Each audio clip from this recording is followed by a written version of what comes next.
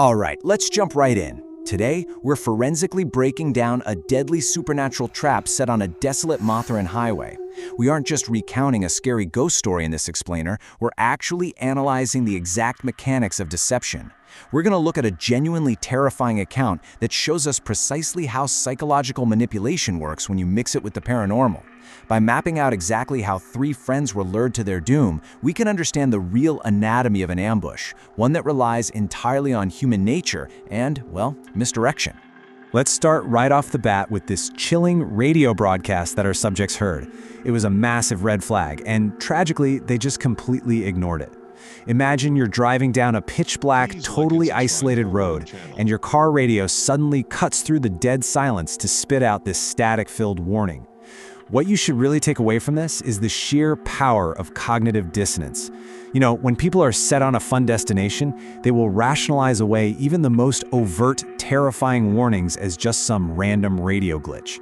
This was the trap locking its jaws, and they literally didn't even notice.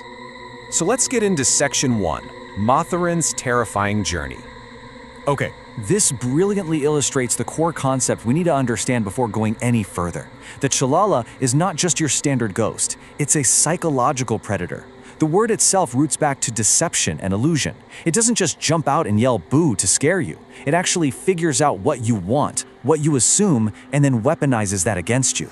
It hunts at night, it thrives in isolated areas, and its absolute go-to tools are misdirection and ultimately possession. Keep this definition in the back of your mind, because it is the exact blueprint of the tragedy we're analyzing today. Here we see our targets, perfectly primed for a trap. We've got three childhood friends, Sid, Vicky, and Monty. They're cruising in a high-speed SUV, blasting music and just seeking a wild holy party. No commitments, just pure thrill-seeking. But crucially, as they drive through these dark forests towards Mothran, Monty completely dismisses the local folklore about the Chalawa. He just writes it off as outdated nonsense. So think about it. Overconfident, distracted, and completely dismissive of local supernatural warnings. From a predatory standpoint, this isn't just a target, it's practically an open invitation. Moving right along to Section 2, the mysterious girl Tia. Now notice how textbook this bait is. Out of absolutely nowhere, illuminated only by their headlights, is a striking girl in a short red dress, standing entirely alone on a pitch-black highway. She claims her car broke down and her phone is dead. Now, despite Sid's immediate, instinctual hesitations, because let's be real, a lone woman at midnight in a dark forest is completely anomalous, Monty and Vicky are just blinded by the thrill. They let Tia into their car, and there it is. That's the misdirection in action. The Chalawawi gives you exactly what you desire just to blind you to what's really happening around you. So the really crucial point here is this timeline of escalating tension. It proves that the trap was slowly, methodically tightening around them while they were completely distracted by Tia.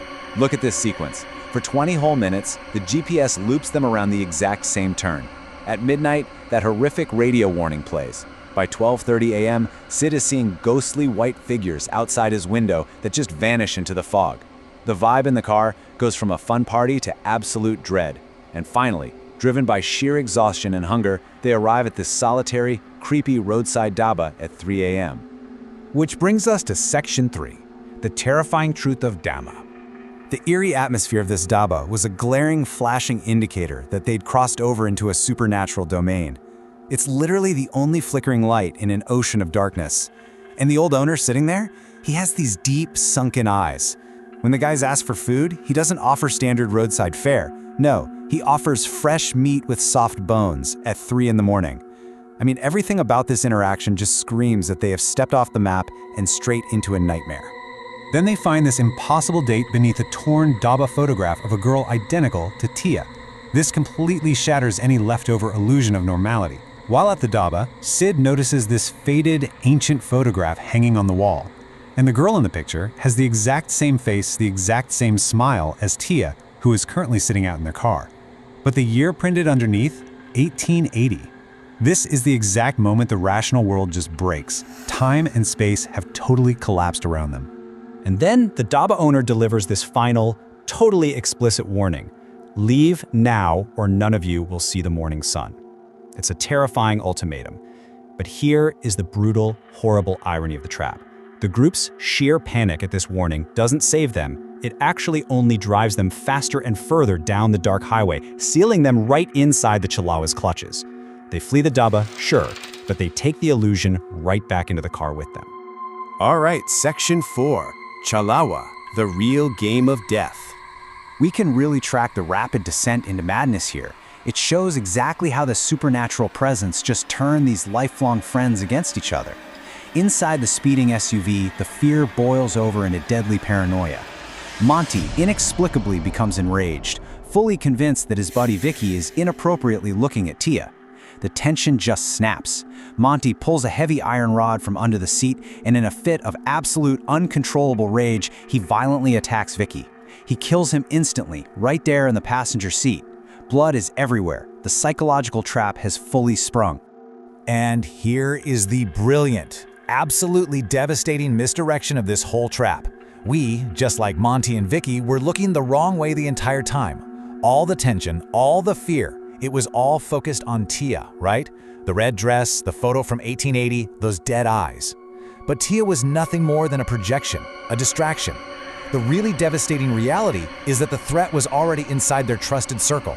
Sid, the quiet, observant friend who was driving the car, he was the one possessed by the Chihuahua. All of those anomalous events, they were orchestrated from inside the car by Sid. Early in the trip at a jungle crossroads, Sid actually stepped out of the car for a really brief bathroom break near a dark tree. And that is exactly when the Chihuahua ambushed and possessed him. From that moment on, Sid was the predator. He faked the GPS looping to keep them lost. He fueled their fear with the fake radio static and the ghost sightings. He even exchanged a secret nod with the Daba owner. This proves they were colluding to terrorize Monty and Vicky into a murderous frenzy. The execution here is just swift and totally brutal. It proves the true physical danger of this deceptive spirit. With Vicky dead by Monty's hands, the Chihuahua's manipulation is complete. So Sid just drops the act entirely. With this horrifying, completely unnatural smile, he grabs a heavy glass bottle and strikes the panicked Monty, shattering it right over his head. The cabin descends into total, bloody chaos as the driver violently eliminates the last remaining survivor. And that's it. The trap snaps shut with a catastrophic finale. With a massive, fiery explosion, the out-of-control SUV crashes off the highway. The flames just consume the vehicle, leaving nothing but smoke and a haunting silence out on the Mathurin Road. The friends are completely erased. There's no trace left behind of what really happened inside that cabin. The Chihuahua used their own desires, their own fears, and literally their own hands to destroy them, leaving nothing but a smoldering wreck.